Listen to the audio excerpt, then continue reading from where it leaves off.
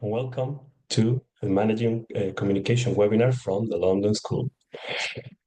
My name is Jorge, and I will be talking to you today about how to manage communication both inside and outside the classroom. So before we start, I would like you to think back at your teaching days, or more like better said, your days as a student. Okay, I want you to think of any successful lesson that you have attended. Okay, and think why that lesson was successful. Okay, maybe the resources that the teacher used were really helpful, but chances are that that teacher was a really good communicator, was really good at communication skills. So hopefully at the end of this webinar, you will leave with a better understanding or hopefully some ideas that will help you improve these communication skills. Okay, so let's get started. Okay, so today we will be talking about communication outside the classroom, all right, and how to address any issues that we might have in this case through some team building strategies. Okay. After that, we will also talk about communication inside the classroom, which is what it's our bread and butter. It's basically what we do every day. And with that in mind, I have some ideas, some typical team building activities that we can implement in the classroom as well. That means which are icebreakers. Okay. We will also be talking about what happens when communication falls short, okay? What we call communication breakdowns, and hopefully after that, we can draw some conclusions as well, okay? So let's get started.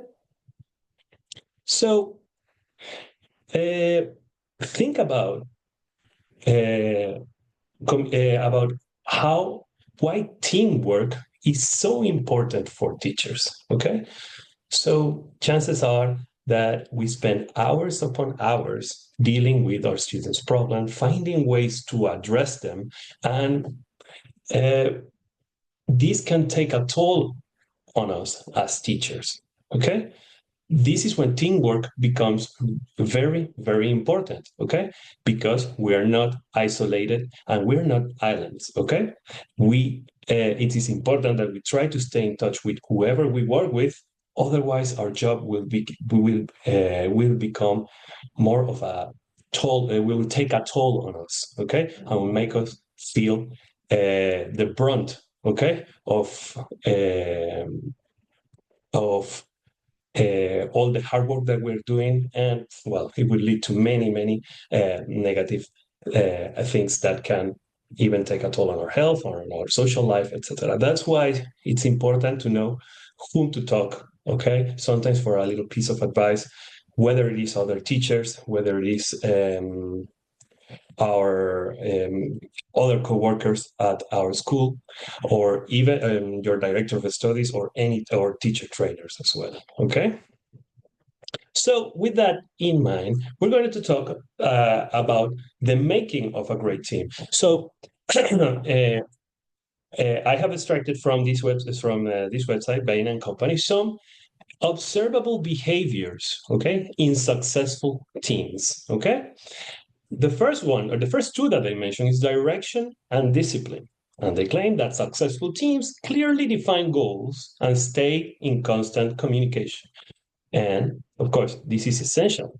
And in a case of us as ESL teachers, we must keep in mind at all time our learner goals and expectation, because with that, we will do our lesson planning. Whether it is that you're teaching a conversation class or an exam prep class, it's important to know what objectives or what learners are expecting from you, okay, as a teacher.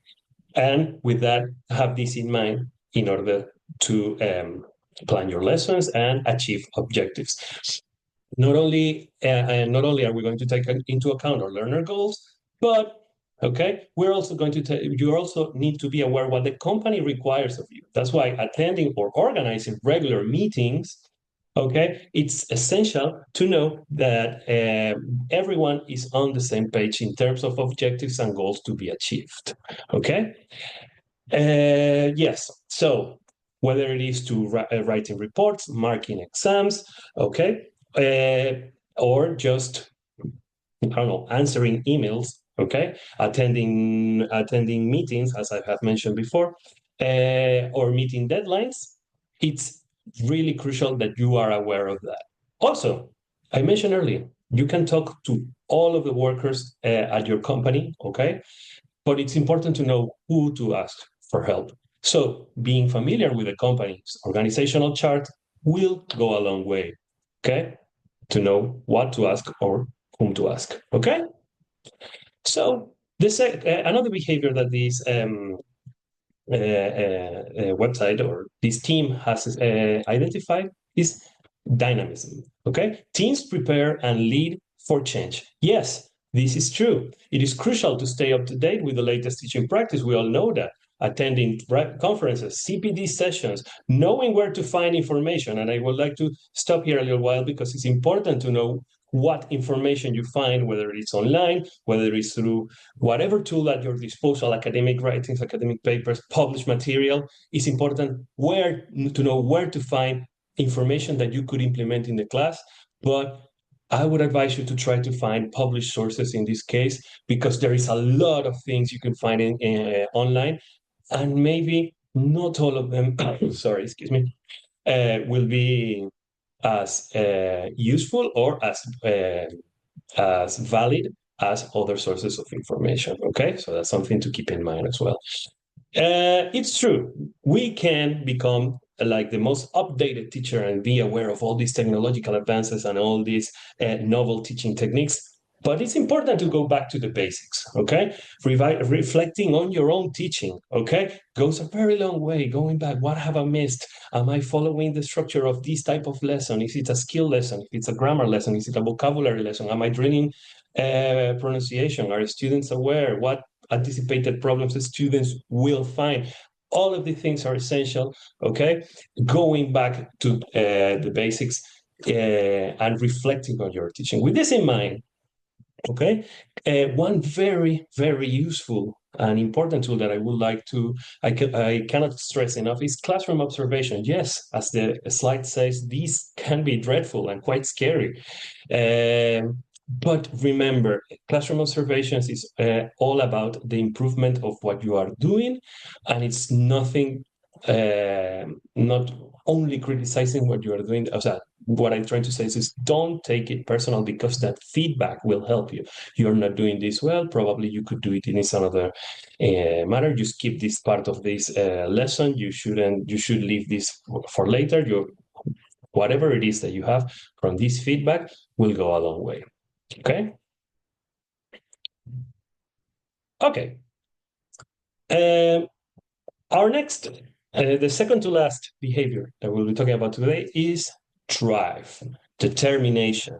These teams stay motivated despite difficulties and achieve their goals. Okay? We're all in this together, guys. Think about the challenges that you face in a regular class. Probably there are too many. We would spend this webinar would be a week long if we start talking about any challenges and difficulties that you face in a regular class. That's why I would like to tell you that you are not alone. Okay, we all face this, and we understand you. All right, as fellow teachers, it's important to remember to talk or not bottle up all these things that are going on. Behavior issues, students who won't talk, students who are performing badly in an exam, whose marks are not improving. Sharing these struggles with fellow teachers can be incredibly helpful. And I cannot stress this enough. Please try to talk, know who to talk, okay? And don't isolate yourselves from your working environment, okay? As I said, we hear you and we see you when we are here for you. Okay, the last behavior we're going to talk about. Remember, this is outside of the classroom. We are not inside the classroom yet, excuse me. It's collaboration. Of course, team members work together to find solutions to problems, and this makes our working life more bearable. Covering lessons, something as easy as that. Being there for the company when things go wrong and you have some spare time, and just cover one lesson, help a fellow teacher out, okay? Because remember, in the end, we're doing it for the students, and And this part is also essential. Okay, sharing ideas when lesson planning. Okay, as well, and working out solutions together to issues. Attending CPD sessions, as I mentioned earlier, also, classroom observations, as I said before, and knowing who to ask for help if you have issues with behavior. No, for example, in our case at the London School, we can talk to our head teachers in the different centers. And if it's an issue in terms of academic performance, we also have the figures of senior teachers who I'm part of in the Oyarson Center. For example, my students are struggling with these ideas. I cannot. I struggle every time I teach a grammar lesson. Okay, let's go back over the steps together. All right. So working together will go a long way. We're all rowing towards the same direction. Okay, and hopefully we could have find solutions to, as I said, make working life more bearable. Okay, very good. So that is outside the classroom. Sometimes this time we haven't talked yet about how to deal with communication with learners. Okay, and that's what we're going to see now. So just have a friendly word of warning. Icebergs are coming. Okay, so icebreakers. Yes, we usually associate icebreakers to team meetings, in a corporate environment, but of course, we also associate it with ESL teaching, and we usually think of icebreaker as something we use at the beginning of the school year, which is, of course, they're valuable, but that's not their only function. Okay, so I'd like you to think about when it's useful to implement said icebreakers in the classroom. Okay, so of course, at the beginning of the classroom is always important because you want to get to know your students better. Okay, but whenever you have a group of students who are reluctant to speak, and this is particularly true with teenagers, okay, maybe an icebreaker could be a nice fun no activity at the beginning of the class to get them speaking. Okay, this also applies for new students joining a group. Okay, and also when you feel that there is tension in the group, say two students had a fallout right for the class, they know each other from school, they don't get along well, probably would be a good idea to ease some of these tensions through icebreakers. Okay.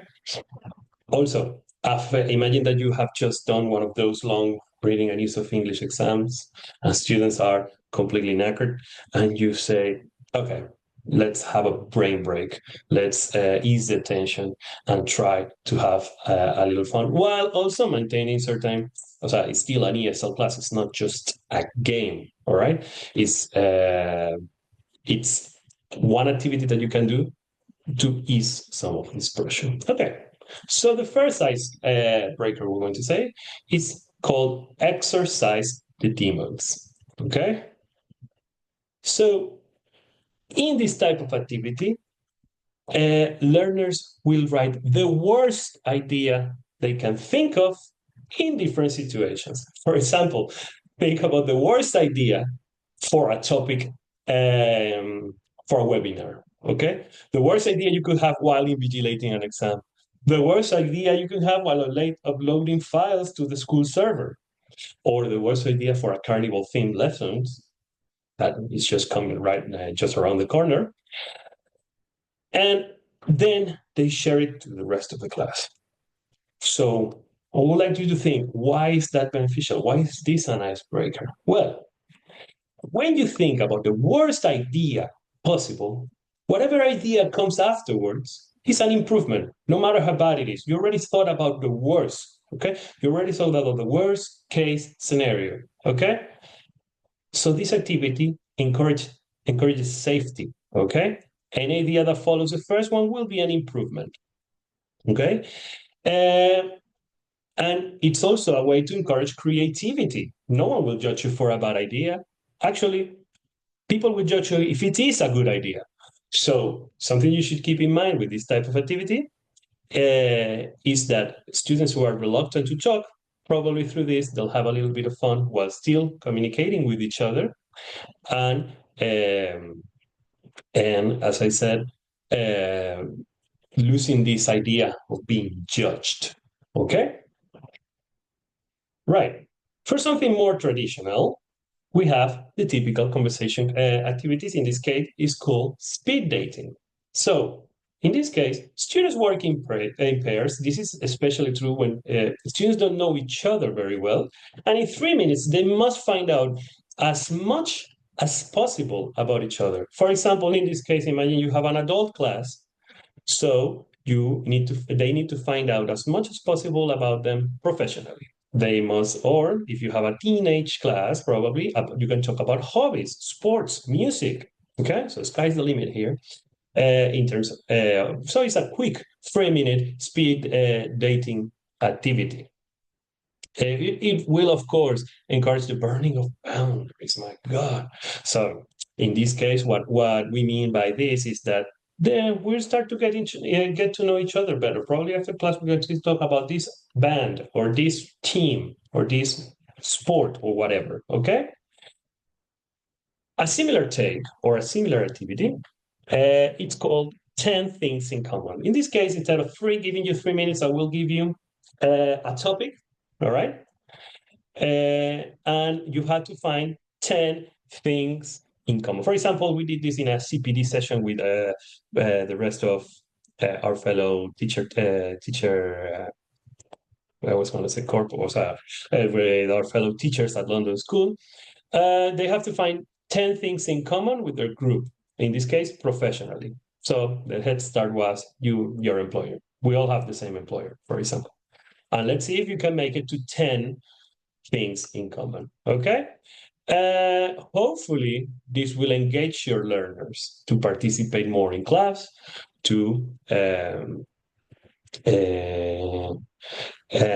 to the slide says lead to a happier, more committed, engaged group of learners. And of course, hopefully, this is usually the case, but well. Okay, now to an even more classic activity, we have charades. Okay, so you write on a piece of paper the answers to these questions. Sorry. If you could travel anywhere in the world, where would you go? What film can you watch repeatedly without getting tired? If you weren't teaching, what line of work would you choose? What is your spookiest fear? Just write the answer, put it on a piece of paper, and put it in a bag. Then you need to act out whatever you have in the paper, and you can also make it into a taboo activity or like description, synonyms, whatever. And you could give it a twist to all of these activities and incorporate target language as well. And they need to either charades or taboo, okay, which is in this case you're saying the words. What is that thing that you put on top of your head? Okay, a hat. Okay? And it's also in this case, with these type of questions, you would encourage as well personal sharing, okay?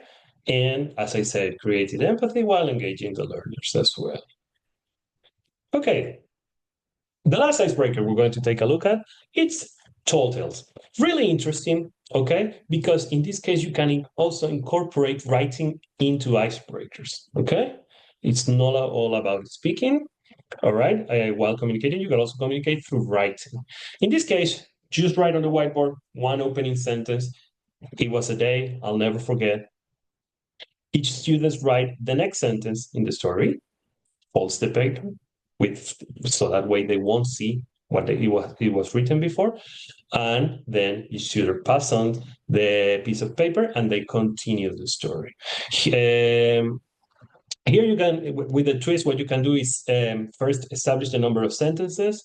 Sometimes you can write the first, sometimes what we do is write the first letter of each of the students' names. And with that, you ask them for a noun, and they must use that noun in the following sentence.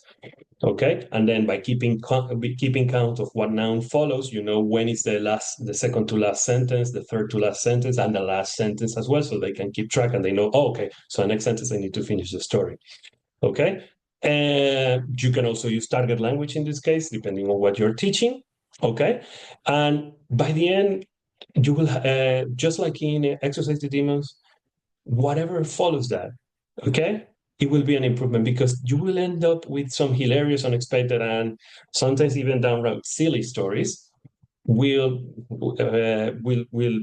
make students laugh, have a chuckle, relax, ease the tension, and from that you will start working, maybe not that same class because this activity is a bit longer, but the group will feel more relaxed the follow-up lessons. Okay?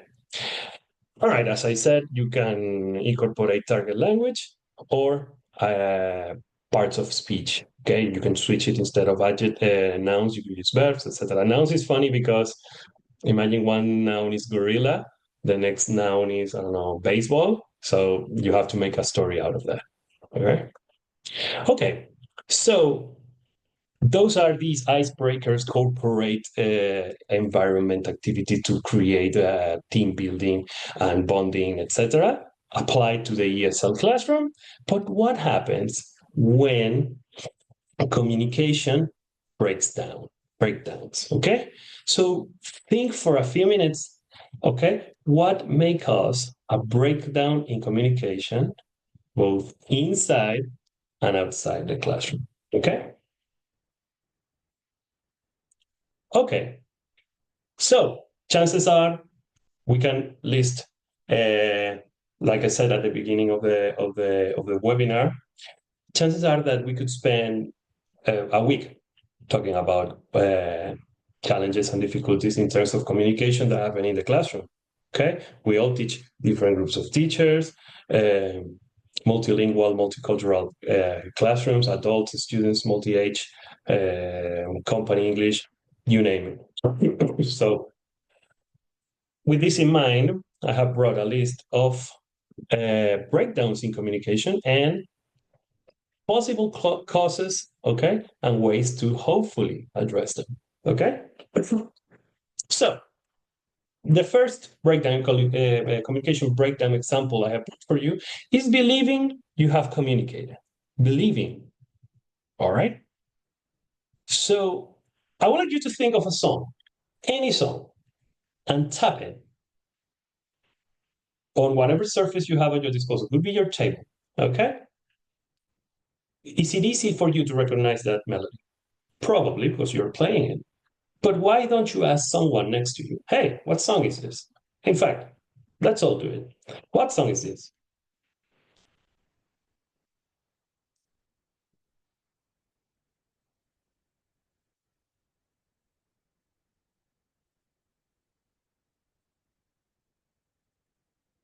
Okay. Uh, well, it's a really known song. Probably, if I tell you what it is, for me, it was easy to identify it because I'm playing it. It's the Happy Birthday song. But was it easy for you to identify it? Were you able to say, oh, that's a Happy Birthday tune? Probably it was, probably it wasn't. It's a really known tune. Imagine if it wasn't all that known. So this researcher right here, Newton Allen, in 1919, developed this experiment called tappers and listeners. Okay? So basically, that's what they did. You tap a song, you ask the other person, um, you ask the other person if they know what the song is. Okay? Probably it will not be as easy to recognize it. But why is that? Okay, so the thing is, normally we just tap away according to this researcher, up to 70% of the people who participated couldn't recognize the song that was tapped, but almost 90 something percent was able, for them, for the tappers, for them, it was super easy to recognize that song because they were playing it. But for the listeners, it was rather challenging. Okay, so the tappers assumed that the listeners knew what the tune was. So, as human beings, sometimes or regularly, we tap away. Okay, assuming the message has landed and has been understood. Because here I want to make a distinction: the message will land. It's just a matter if we fall into deaf ears or people who understand or people who are able to understand the message. The message will land, but depends on what they do with the message. In that case, and I stress the case here of young learners again. So the great enemy of communication is the illusion of it. Okay? So it's important that as ESL teachers to never believe we have communicated. We need to make sure of it. Okay? So how can we make sure of it? And this is particularly true with one part that we're going to take a look at. Okay? which are instructions. Okay. I cannot tell you how many times I just tell them, okay, students, do this. Okay, you need to do exercise 2 of the workbook, blah, blah, blah, blah.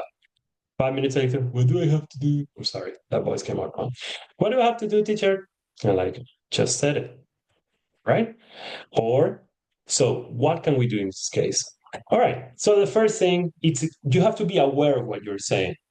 Okay? You have to be aware of how you are giving instructions, how many words, how long are you making it, how short are you making it, how direct you are making them. Okay? You need to plan what is essential. Okay? And depending on the level, grade those instructions as well. Okay, separating is clearly from whatever stream of language you're using at the beginning and at the end. You finish the grammar explanation and then you follow to control practice, and then it's what you give clear instructions. Exercise 1, fill the gaps. Here it is. Okay, and of course, ICQs is our bread and butter with instructions that whenever we deliver instructions, we must check that they have understood what they have to do. Do you have to do you have to only write, or do you also have to highlight? Yes or no questions. Is it on page 15 or page 16? Okay, and this type of thing. Make sure you have them in mind. Are you just going to speak, or you're going to make notes? Right? They may sound a little bit patronizing or whatever, but that, unfortunately, that's the only way we can check that students have understood. Okay. Demonstrating rather than explaining also will go a long way. Books usually contain examples. Go over the examples with them as if we were one exercise. If you see that, sorry, you're still struggling, go do the first exercise together with the rest of the class. Okay? Using silence and particularly gestures, and this is important. We live in an age that we are over reliant on technological gadgets such as interactive whiteboards, where you just say, here's your exercise, you need to do this one, all right? And that's it. But sometimes forget that just by chesting, okay, I have this chesting, okay, exercise 1, you need to do this exercise towards the learners. Okay, it's more than enough for them to understand what they have to do without them having to read every word that appears in the text, because they have their own book as well, or their own handout. Okay, and using short sentences as well. Okay, so hopefully with this, you will be a little bit you will recall all these techniques and be more aware of your instruction giving process. Okay, so here are more causes of communication breakdowns. We're going to go over each one of them and hopefully reflect on them as well. And we'll start with talking without listening. It's important to not be this person, okay? Think about how your students feel when all you hear is blah, blah, blah from you, okay? Which will lead to a teacher-centered lesson. Many students won't participate, won't use the English they know, okay? So it is something to be aware of, okay? So it's a bread and butter as well, because sometimes the students will talk on top of each other and they won't listen to each other. So a little bit of classroom management as well is also essential in that regard, especially that they respect each other. Okay, when someone's taking a turn and it is speaking, okay, and try not to go over each other. It's essential in this regard. It is not all about hearing oneself speak. Now I move on from the teacher's perspective. Okay, we've often had this discussion with the teacher trainer department, and we are not lecturers. It is not a webinar like this that I'm the only one talking. All right. Teaching is at its core, ESL teaching should be communicative. Okay. And if you are the only one talking, the communication is only in one sense. And it becomes really like a listening exercise, not a communication exercise. All right. So using pair works, making students talk to each other, okay, changing the interaction patterns, and this is essential as well, because otherwise students will just hear a stream of noise of a language that they are learning, in a language that they are learning, okay? So yes, it is crucial to engage the learner's attention, um, making them listen to you, but please do not make it all about you. Okay? Yes, don't despair. Okay? Because what happens is that when we're teaching and students are not talking, okay, talk to each other about your hobbies. And they just do like this, all right? Because they don't want to share anything with you or they just don't want to talk. And because of that, you start speaking more, feeling the silence, okay? You start speaking more, you get more nervous, you keep speaking, you keep speaking. Okay, so yes, and what about, and then the class becomes just a stream of noise, the students will get bored, and it will be a disaster. So I don't know, there are many strategies you can use in this regard. And if all that fails, they can always write it. Okay, write it down. Probably they have it written, share it with a partner. Okay, I'm making the lesson about them and not about you. Okay, trying to convince. All right, and this again, our bread and butter. Every day we try to convince students about something they must do, and sorry, they're usually reluctant to do whatever it is we are telling them to do. Okay, even adult learners, okay, this can also happen in this way where, for example, you tell them today we're going to do writing, probably they don't want to do it, so you just want to. All right, so trying to convince in that regard, you really need to know how to do it, because the actual message may say, I want to push you over, this is me, you have to do it. Okay, the other person will stop listening as they feel threatened. They may react irrationally, aggressively, or I added there, even I would say more commonly, silently. They just switch off and won't talk and won't participate. Sorry. Uh, and here's the thing, it's a balancing act, really. Sometimes there's no alternative, because the added to this, you can also add classroom management. Yeah. Sometimes they will misbehave and they will know that they have no other alternative. Okay, this is not as common in adult learners, but it is more common in young learners. Okay, so sometimes we have to say, put our foot down and say, you have to do this. Okay. So, as I said, there's a balance to be stricken. Okay.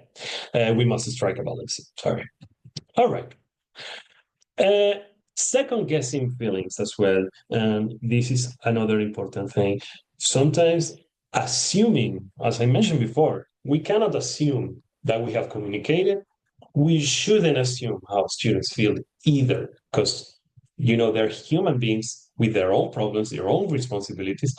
And if we are just second guessing what they feel and not caring about this and dismissing how they feel, it can lead to trouble. Okay? So it is important to try to read between the lines. Okay? Try to put yourself on your student's shoes. This is essential, because they might not feel okay. They might not feel okay, or they might not feel ready for a lesson in a language that they are learning after having all this stress and as having all these situations at school. And then there is like this know-it-all teacher telling me, hey, don't feel like that. People have it worse in other places. I don't know, whatever it is you tell them. So it's important to understand what they think and feel. Okay, because ignoring them, this can lead to making assumptions without knowing. All right. And for students, there's nothing more frustrating than a teacher who acts as they know exactly what they are thinking. Maybe we have a vague idea because we're all being there. We're all being English teacher, English or ESL learners with responsibilities, with a lot of things. We're all being reluctant to, well, in my case, English is a second language, and we're all being reluctant to attend English lessons. So, keeping this in mind is important. So, in this regard, what I would tell you is you can talk to learners, okay? But there's an approach. Normally, when a student is upset, I like to approach them and tell them, hey, you want to talk about it? If the answer is no, probably leave them alone, can go a long way. Then talk to your parents, talk to them at the end of the class. Not putting them on the spot is also important, okay? So getting a feel of the vibes of the classroom is what I want to say. Tread carefully, all right? Because um, especially as and I mentioned it before, what I usually deal with is with teenage lessons. It can be they can have like this fragile stability, emotional stability, and you don't want to mess with that. All right. So again, communication is important in this regard, and not assuming. All right, saying too much.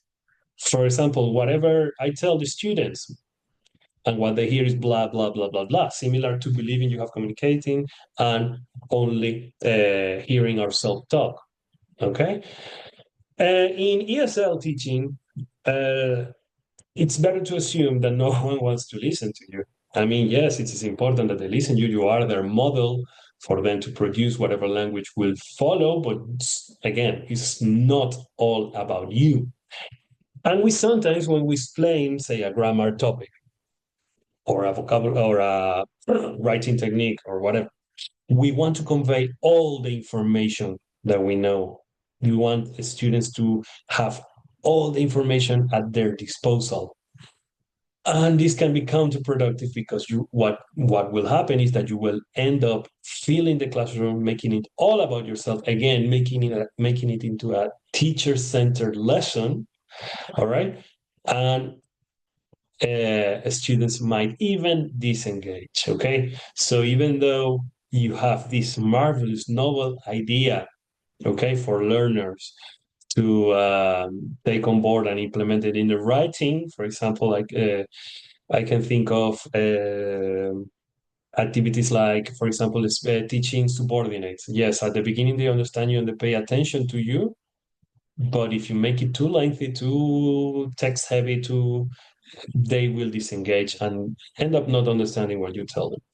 Here is important, again, do not fear the silence, okay? You can have a lot of techniques for students to be able to come up with answers. So it's important to have patience as well, because you just want the students to just blow out whatever they're going to say. Produce language, say this, tell me, don't you have any hobbies? What do you do over the weekend?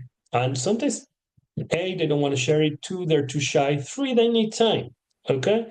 So how it would work is I'm gonna give okay, guys, I'm gonna give you 1 minute or 30 seconds to think about what you did on your weekend and choose your three favorite activities. Think. Okay. Now, on this piece of paper, write them down in order of your from your most favorite or your least favorite. Okay, then write it down. And time's ticking. You're having a fair 10, 12, almost 15 minutes of a little warmer of a 90-minute lesson. Okay, they just write it down. Yeah, no more than 15 minutes. Okay, now with a partner, tell them what was your favorite activity and see if you have anything in common. Okay, getting to know each other. Okay, so another icebreaker activity could be done in that way. And how much have you spoken during those 15 minutes? Unless they ask you for anything, they're working, they're thinking, they're writing, they're speaking. Okay, so this is what I said about saying too much. Of course, you will need to conduct your grammar presentations, you will need to model exercises with them, but it's not the core of your lesson, or you will only spend 90 minutes talking. All right. Plus, there's also classroom management to take into account and instruction giving. Okay. Saying too little. This is the opposite now. As I just mentioned, you're going to conduct a grammar presentation, for example, and the students might not leave with a full idea in their heads. Okay, so the curse of knowledge, and again, talking about assumptions. Do not assume that students must already know what you mean. Okay? You must grade this. If you have a C1 lessons and you're suddenly going to talk about the first conditional, of course, they have to know it. Otherwise, they wouldn't be in that level. Okay? But you must be careful about this as well. Sorry. So it is also important to be careful with the use of advanced terminology. Think of technology, okay? Think about different. I don't know if there you are studying the conditional sentence, going over. Okay, this is a third modal, blah blah blah, auxiliary verb. They might know it, but be careful with that. Probably clarifying it in the moment could go a long way, and grading your language is essential at lower levels and even at higher levels too, because you also need to challenge your learnings a little bit. Okay. Okay. Yes. Technology related jargon in this case. So be careful also when saying too little or sharing too little information. Talking down to students, okay, and sadly, this is something that I see many a time, and sounding patronizing as well. In this regard, okay, there's always like this struggle of power in the classroom. I'm the teacher, you are a voice. I have to use my voice to go over you because otherwise the class won't continue. But this student, uh, so there's like this tug of war in the classroom. And the problem with this is that sometimes we can come across as patronizing or dismissing. Hey, teacher, my dog ate my homework. Oh, really? Hey, Jorge, I didn't use ChatGPT. What are you talking about for this writing? And then you ask them for a question, but you have to be careful, okay? You can put them on the spot and they can feel really bad and they won't produce any writing from then on. So it's important to not be patronizing or dismissing because we might unintentional belittle the student's question and making them feel like, okay, I'm stupid because I have this doubt. Okay, so I won't ask this stupid question. And questions are never stupid. The students must ask questions, must feel comfortable enough to say, hey, I don't understand that. And if this teacher talks them down and is patronizing towards them and belittles them, they won't ask any question and leave with a doubt. Okay, which is even worse. And of course, there's always a room for sarcasm, but only after you have got to know your students, okay? Because the issue is that you start using sarcasm, you start being the funny teacher, whatever. A, they might not respect you in the long run, and B, again, going back to this, it will sound like you are talking down on them. So striking this balance, getting to know your students better, okay, or getting to know your students well, actually, can leave room for a little bit of sarcasm and even banter. Okay? Yeah. Okay. Tread carefully. Is what I want to say. Okay. Then we go through lack of attention to tone. And of course, we have this snippy little short about the teacher saying, wah, wah, wah, wah, wah, wah, wah, because they're not really listening. Okay. And what happens is, like I said, it's not what you say, it's how you say it. Okay, I can think of that famous quote from Friends.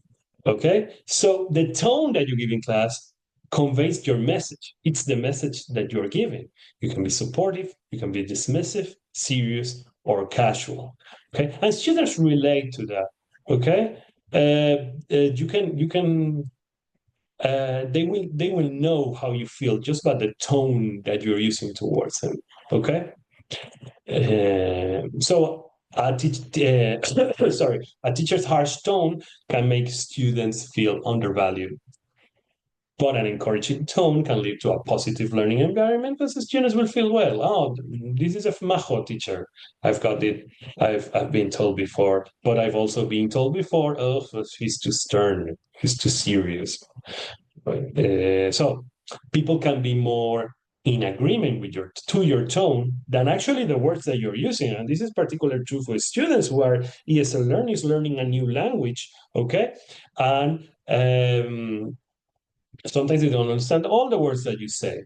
Okay, so they can agree more with your tone than your actual words. It's particular to with young learners and very young learners. Just been boring. Okay. Yes, novelty teaching techniques and technology are very useful. Okay, but we must make sure that the message engage the audience, and of course, you can use resources to your advantage. Of course, the whiteboard is one of them. but also, well, of course, interactive whiteboard, and you name all the fun activities that you want. But that is not what makes a lesson engaging at all. Okay. Uh, as I mentioned earlier today, we must strike a balance, okay, between being engaging, not talking too much, so being not being boring, not talking too much, not talking too little. So there is like I said earlier, like a balancing act. All of these things need to be taken into account, all right, to make a lesson engaging for the learners, all right. So sometimes only by your attitude in class can be enough to not sound boring towards the learners, because even though they have to do a long reading task, by making it a little bit more engaging, talking to them, getting to know each other, a little bit of banter, a little bit of sarcasm can go a long way. Okay. But of course, you have a lot of things you can use at your disposal: the whiteboard, interactive elements that you have in the classroom, like interactive whiteboard, even the physical space, asking them to stand up, sit down, total elements from total physical response. All of this will help you will help learners feel more engaged and participate more in the class. Okay. It is also important to take into account your learner's attention span, because if you ask a group of 8-year-olds to do one very long reading task, of course, they will disconnect, disengage from the lesson, and that's where behavioral issues may appear. Okay, so taking this into account and have a variety of activities, okay, to keep the lesson going, and don't let the students doze off and disconnect. Okay. Okay, there is. So dynamism is important in this regard as well, and of course, effective lesson planning. Okay, so some conclusions. There's not such thing as a one size fits all. As I said, this is feels more like a balancing act between all of the things we need to take into account to communicate effectively in the classroom. But it will depend on the group of learners that you have, your school, your own teaching methodology that you use when you're lesson planning, etc., to be able to address all of the things we have touched upon today. Um, Solution to these issues are not apparent, and it's not easy. I've been saying here that yes, of course, icebreakers, and yes, I organize learners into pairs and whatever. But if you have a group that is completely disengaged and or group with classroom management issues, it won't be easy to implement many of the solutions I have given you. But it's like I've said before, it's a start. Okay, to get to at least lead to a more effective communication, more student-centered lessons, and lower your talking time during lessons. Okay, most of the times it takes a lot of patience and some trial and improvement. Okay, when teaching, and yes, it is all about teamwork. Staying in touch with coworkers can go a very long way, guys. And here I want to end with one short quote or a modified quote from The Art of Work by Sun Tzu. I always say, know thy student and have the class will be won. Okay? So getting to know your students is the most essential thing I would like to recommend to you, because it will lead you or will allow you to tread carefully, but being able to implement solutions to issues that will come up in terms of communication. It's important to know when to assume or when not to assume. As a rule of thumb, it's better not to assume. Okay, not to assume that students are feeling in a particular way, not to assume students wants to hear you, and not to assume that learners understand or should know a grammar or vocabulary lesson beforehand. Okay, and not to assume students understood instructions is another thing. Okay, when in doubt, know who to ask for help, particularly knowing the your company structural program. Okay, well, the quote I had told you earlier, and creating a meaningful connection with students will allow you to communicate better with them. This is essential, guys. And of course, enjoy your teaching. Okay, so that's it for me throughout this webinar. I hope that you at least were able to reflect a little bit on the on communication both inside and outside the classroom and how to address issues that might appear. Okay. Again, my name is Jorge, Jorge Mendez. And I would like to remind you about our next webinar. That is Encouraging Extensive Reader with Inigo Cassius.